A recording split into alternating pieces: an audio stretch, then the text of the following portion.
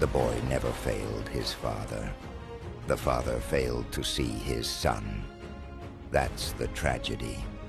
Not weakness, not rebellion. Just a man so certain of what his child should be. He never noticed what his child was.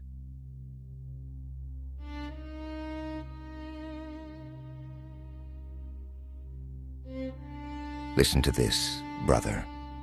There is a valley I want to tell you about. Nestled between mountains so ancient they have forgotten their own names. A place where the air smells of pine and iron. Where the seasons do not ask permission. Where men are measured not by what they say, but by what they make. And in that valley, there lived a man named Charles. Now, Charles was not famous the way kings are famous. He did not sit on thrones. He did not command armies. But kings came to him. Warriors knelt at his door. Because Charles made bows, and no one in the world made them like he did. His hands were ancient things, scarred by fire, shaped by decades of bending wood that did not want to bend. When he pulled a bowstring, the sound it made was not a sound. It was a statement. Those bows traveled to castles, to battlefields, to the farthest edges of the known world. And every one of them carried a piece of the man who made them. When his son was born, Charles held that child in his great calloused hands, and he did not cry. He made a promise, a quiet one, the kind that doesn't need witnesses. You will be stronger than I ever was. It was meant as love. It always is. The boy's name was Louie. And from his very first breath, his father saw in him not a child to be known, but a legend to be built. The training began early, long before the boy's hands were ready, long before his shoulders could carry the weight of his father's ambitions. Pull harder, stand straighter. Again, the valley echoed with those words for years. But here is the thing about nature. It does not negotiate. Charles was oak, thick-rooted, dense-grained. A man built like the mountains he lived beneath, immovable, enduring, unyielding to the last fiber of his being. When he pulled a bowstring, it sang like thunder rolling down from the peaks. Louie was something else entirely. The boy was willow, quick where his father was slow, observant where his father was certain, quiet in the way that rivers are quiet, always moving, always watching, never wasting a single motion. When Louie drew a bow, it hummed, like wind moving through tall grass on a warm afternoon. To Charles, that hum sounded like failure. And so the boy was pushed further, harder, longer. He lifted stones that left bruises that took weeks to fade. He practiced until the skin on his fingers cracked and bled. He stood in the wide warrior stance his father commanded, and felt somewhere deep in his young bones that he was standing wrong, that his body was not made for this shape. But he said nothing, because love, when it comes dressed as expectation, is a very difficult thing to question. Then one autumn, a storm came to the valley. Not the kind of storm you see coming, the kind that arrives in the night, the kind that does not announce itself until the trees are already screaming. The winds came down from the mountains like something that had been waiting a long time to speak. Roofs tore loose. Rivers jumped their banks. The whole valley shook like a living thing. And in the morning, when the silence returned, Charles walked the hills. The oaks had fallen. The great, proud, centuries-old oaks, shattered at the trunk, split open from within, their massive roots exposed to the cold morning air like wounds. All that strength, all that density, and they had not bent. So they had broken.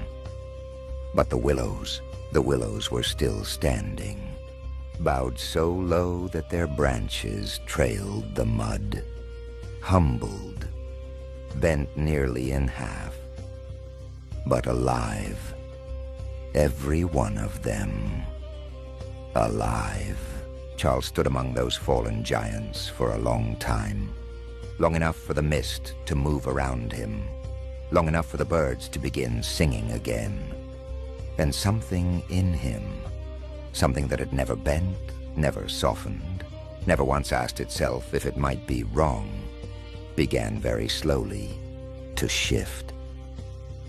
He found Louie that evening. The boy was sitting alone near the fire, carving small birds from scraps of leftover wood. Delicate things, precise, each feather suggested with a single, careful stroke. Each one more alive than the last. Charles stood and watched for a moment without speaking. Then he asked, quietly, in a voice he rarely used, "Why do you carve?" The boy looked up, paused, and said simply, "Because I cannot shoot like you." It is a remarkable thing, the moment a parent truly sees their child. Not the child they imagined, not the child they designed, but the one who is actually there, the one who has been there all along.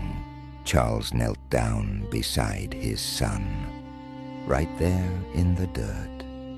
And for the first time in that boy's life, his father did not look at him like a project. He looked at him like a person. A bow made from oak is strong. It will hold great tension, carry great power, endure great force. The kings loved those bows.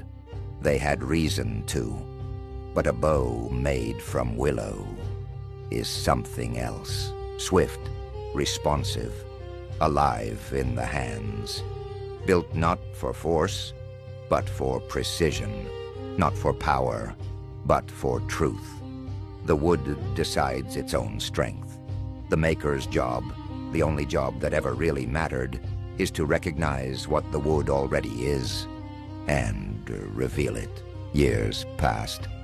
Louie grew into his own kind of greatness.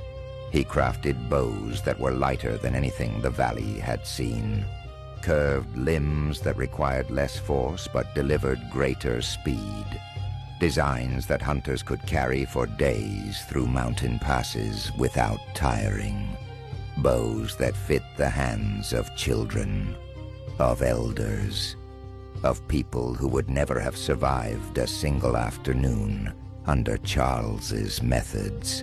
He taught, he built, he gave the craft to people his father's world had never considered. And the valley began to speak a new name, not instead of Charles's, alongside it. Charles the Strong, Louie the True. When Charles grew old, when the winters began to settle into his hands and slow his fingers, he would sit with his apprentices and speak differently than he once had, with less certainty, more wonder. He would tell them, the greatest mistake a parent can make is trying to carve oak from willow. You will ruin the wood, and you will lose the child. And then he would look across the workshop at his son, bent over some new design, absorbed and alive and entirely himself. And he would say, "Do not raise the child you imagined. Raise the child you were given."